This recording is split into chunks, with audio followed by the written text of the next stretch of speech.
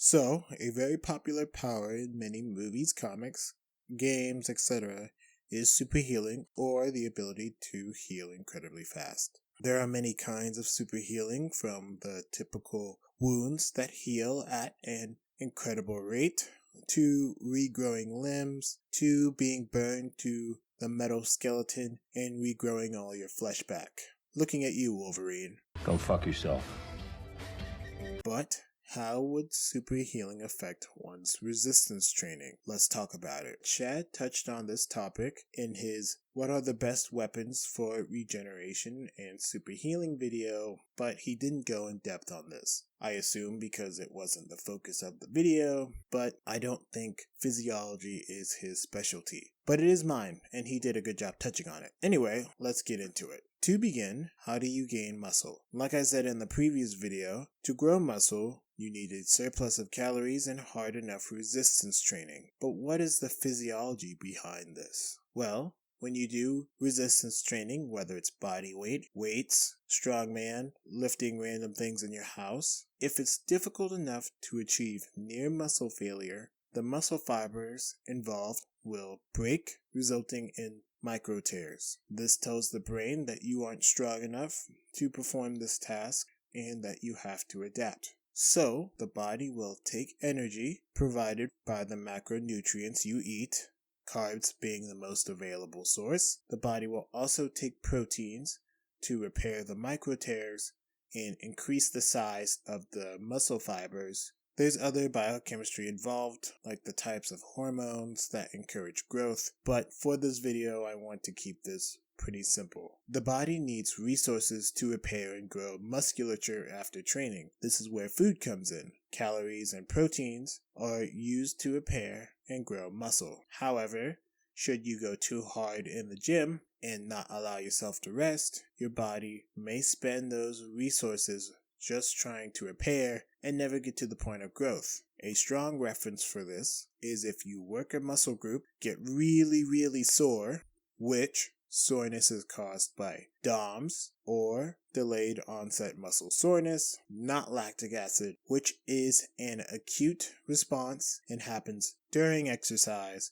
while DOMS, as the name suggests, is delayed and prolonged over a period of time. About 1 to 3 days normally. Anyway, I digress. If after you hit a muscle group really hard in the gym and you are still really sore when you work that muscle again, you may not be growing optimally since you didn't get a chance to recover. If you are a little sore and can fully recover before the next time you work that muscle, then you should be in the clear. It is also important to note that soreness decreases with frequency of exercise. So, if you work a muscle group once a week, you are more likely to be more sore than if you worked it out twice a week. However, when you get to a certain level of training, you don't really have a choice but to work that muscle group once a week, as it takes so much to stimulate it that you're not going to recover in a short amount of time.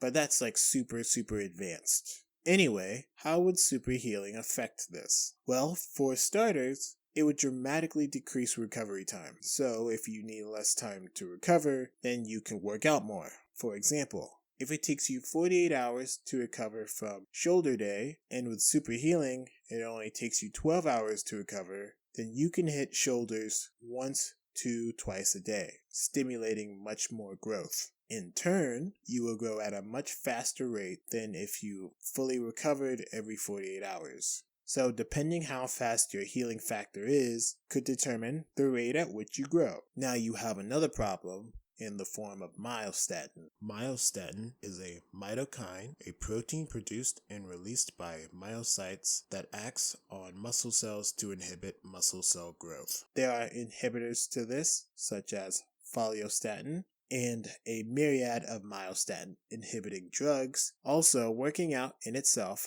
has been shown to inhibit myostatin to a degree. Myostatin would be your biggest hurdle when it comes to super healing helping your growth, but this is obviously a very easy thing to get around. There are some other things that aren't so easy to get around. For one, as I mentioned earlier, to build muscle, you need calories and protein, along with hormones. But again, for the sake of simplicity, let's not take that into account.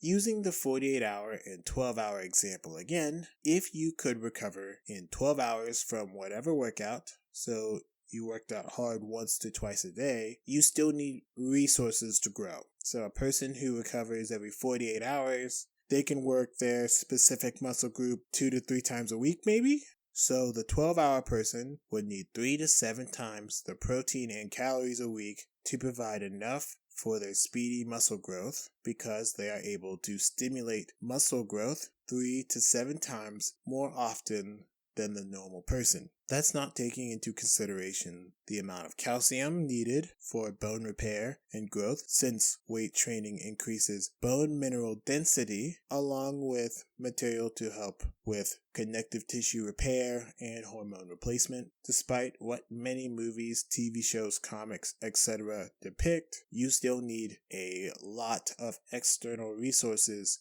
for super healing to work properly. Another issue is that your body wants to survive. It doesn't know that you have evolved past having to hunt for your sustenance. The more calories you consume, the more your body will burn. Don't get excited, it's not proportional. It's still a very small increase. Likewise, the less calories you consume, the less calories your body will burn. And this almost works the opposite for burning calories. The more calories you burn with activity, the less your body wants to burn any more calories. And the less calories you burn, the more calories it will be willing to burn. None of this is proportional, by the way. So, laying down all day will not burn as many calories as running.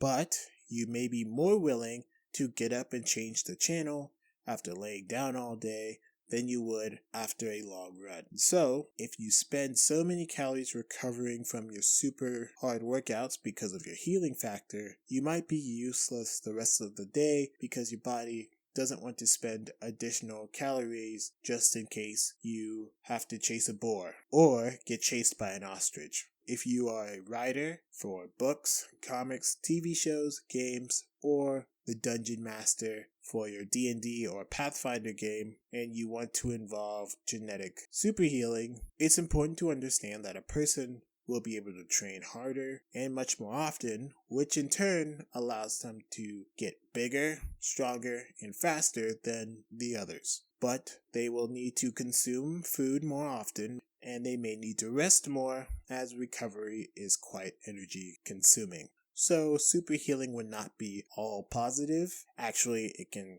be quite hampering. Just something to chew on. And of course, this just is relegated to genetic super healing like Wolverine or Deadpool. If it's magic based or potion based, I don't really know what to tell you at that point, because magic is a whole nother thing. But if we're going on mutations in genes or, different species that still work off earthly anatomy, yes, they would still need external resources, and they need a lot of rest to keep up with their training or just their super healing in general. Anyway, that's the video. I hope you learned something.